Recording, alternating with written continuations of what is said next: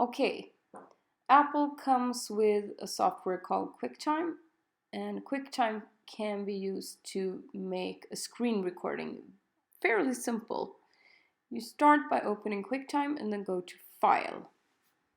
As you can see, you get a drop-down menu, and on that menu you choose New Screen Recording. And when you select that, there will be a little pop-up window from Quicktime showing a record button. Looks like this. And to the right of the record button, you see a little arrow pointing down. If you click that, you can choose what microphone to use if you have different devices.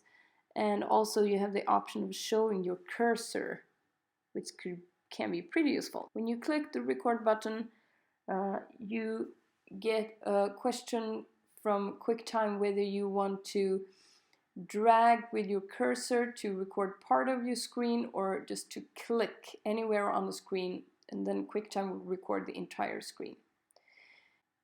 And when you feel that you're done, you need to look at the very top menu on your MacBook, and you will find a little stop button inside a circle.